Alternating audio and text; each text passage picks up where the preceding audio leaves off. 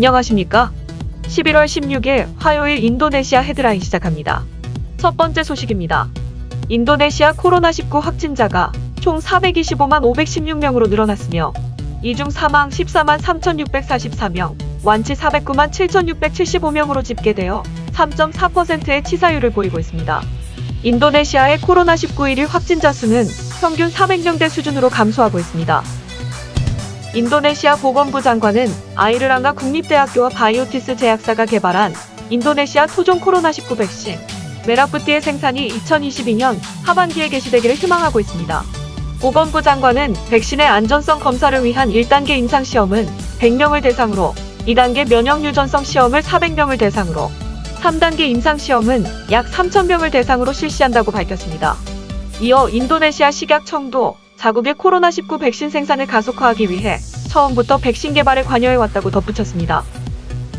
지난 10일 조코위 대통령과 말레이시아 총리는 자카르타에서 회담을 갖고 코로나19 바이러스 백신 접종자를 대상으로 격리 없는 입국을 상호 허용하는 여행 안전 권역을 내년 초에 개시하기로 합의했습니다. 양국의 공동 성명에 의하면 여행 안전 권역을 통해 백신 접종 증명서와 PCR 검사 결과를 상호 승인하기로 했습니다.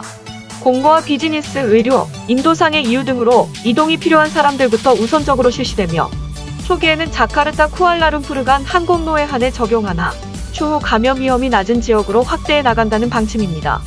한편 말레이시아 총리는 취임 후 첫 순방지로 인도네시아를 방문하여 3일 일정을 마무리하였습니다. 싱가포르 보건부도 입국 규제 완화를 발표하였습니다. 이에 따라 인도네시아에서 입국할 경우 자가 및 호텔 격리 기간도 10일에서 7일로 단축되었습니다.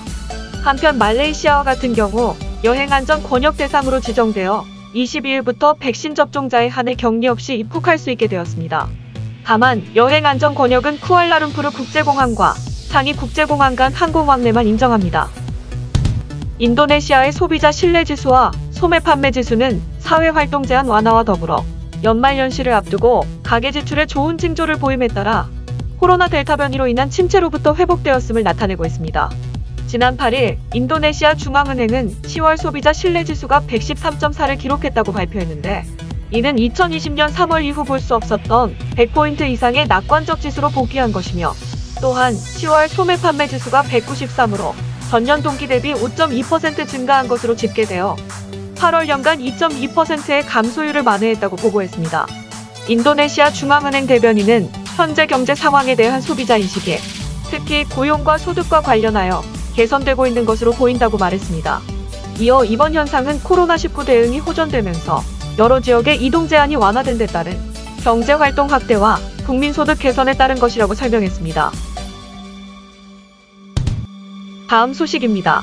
우리나라 방위사업청은 인도네시아 국방부와 KF-21 공동개발에 대해 최종 합의했다고 밝혔습니다. KF-21 공동개발 사업 투자 비용은 총 8조 8천억여 원으로 인도네시아는 20% 정도에 해당하는 1조 7,338억 원을 부담하기로 했습니다. 하지만 경제난 등을 이유로 올해 2월까지 내야 하는 8,316억 원 가운데 6,044억 원을 연체하여 공동개발에서 발을 빼려는 것이 아니냐는 의혹이 일어나기도 했습니다. 인도네시아 측은 분담 비율을 축소해달라고 요구했지만 협상에서 받아들여지지 않았고 최종 합의 결과 인도네시아는 기존에 정해진 대로 분담 비율을 20%로 유지하게 되었습니다. 대신 분담금 가운데 약 30%는 현물로 납부하는 쪽으로 합의하고 자세한 사항은 추후 협의하기로 했습니다. 방위사업청은 현물이 구체적으로 무엇이 될지는 밝히지 않았지만 천연자원 또는 인도네시아가 생산하고 있는 각종 원자재 등으로 예상되고 있습니다.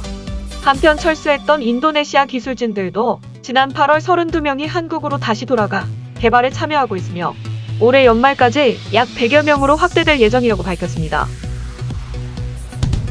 다음 소식입니다. 인도네시아 중앙통계청은 8월 기준 실업률이 6.49%라고 밝혔습니다. 이는 코로나 바이러스 유행 초기인 1년 전보다는 0.58%포인트 개선됐으나 6개월 전인 2월보다는 0.23%포인트 악화된 것입니다. 총 실업자 수는 910만 명으로 6개월 전보다 35만 명 증가했습니다. 코로나 사태로 실업 및 노동시간이 감소하는 등의 영향을 받은 노동자는 2,132만 명으로 집계되었으며 이는 6개월 전보다 222만 명이 늘어난 수치입니다. 이 중 코로나 사태의 영향으로 일자리를 잃은 노동자는 182만 명으로 반년 전보다 20만 명 늘었습니다. 노동시간이 기존보다 줄어든 사람은 1741만 명, 일시적으로 휴직하고 있는 사람은 139만 명으로 2월보다 각각 11%, 26% 증가했습니다. 업종별로 보면 전체 17개 업종 중 13개 업종에서 반년 전에 비해 감소했으며 특히 전력가스가 마이너스 11.8%로 감소가 두드러졌습니다. 한편 부동산 업종은 상승률이 9.6%로 크게 개선된 상승폭을 보였습니다. 다음 소식입니다. 코트라는 우리 소비재의 아세안 수출 확대 및 활로 개척을 위해 K 라이프스타일 인 아세안 2021 사업을 개최하였습니다. 이번 사업은 온오프라인 판촉전, 아세안 주요국 온라인 수출 상담회, 진출 전략 웨비나로 구성됐습니다. 올해 참가 기업은 100여 개사로 내수기업과 수출 초보기업에서 중견기업과 기진출기업까지 대상을 확대했으며 품목도 뷰티 제품뿐만 아니라 식품, 주방용품, 패션 잡화 등 소비재 제품으로 다양화했습니다. 특히 코트라는 이번 사업으로 동남아에서 K뷰티의 인기를 K라이프스타일 전반으로 확대해 나갈 계획입니다. 오프라인 판촉전은 한국관광공사와 협업으로 자카르타의 센트럴파크몰에서 자카르타에서 한국을 느끼다라는 주제로 한국의 전통 건축 양식을 형상화한 조형물과 단청무늬 부스, 청사초롱 가로 등을 배치해 쇼핑몰을 찾은 자카르타 시민의 이목을 집중시켰습니다. 한편 해당 행사에는 문재인 대통령이 온라인으로 참관하고 행사에 대한 설명을 들은 후 화상을 통해 현지 바이어 아이스타일 대표 스티븐 씨와 K 브랜드에 대한 대화를 나누기도 했습니다. 문 대통령이 요즘 인도네시아에서 우리 한국 소비재 제품 중 어떤 제품이 특별히 인기가 있나라고 묻자 스티븐 씨는 뷰티 패션 제품들이 인기가 많다고 답하고 특이한 점은 한국 건강보조식품, 특히 비타민의 인기가 올라가고 있다고 설명했습니다. 이어 문 대통령은 한류 문화 확산이 우리 제품의 이미지를 높여주고 더 많은 소비로 이어지는 역할을 하는지 질문했고 스티븐 씨는 한류는 한국 상품이 인도네시아로 수출되는 가장 큰 이유 중 하나라고 답했습니다.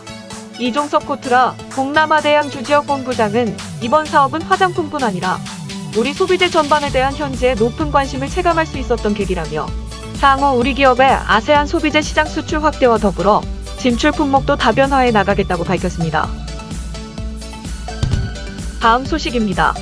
현대자동차 인도네시아가 2021 인도네시아 국제 오토쇼에 처음으로 참가해 가장 큰 전시 부스를 설치해 화제가 되고 있습니다.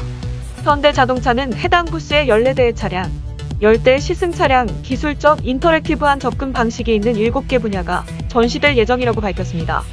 특히 현대자동차는 이번 모토쇼에서 현지에서 생산한 다목적 스포츠 차량인 크레타를 최초로 공개했으며 스마트폰을 통해 크레타와 연결할 수 있는 커넥티비티 기술인 현대 블루링크도 함께 선보였습니다.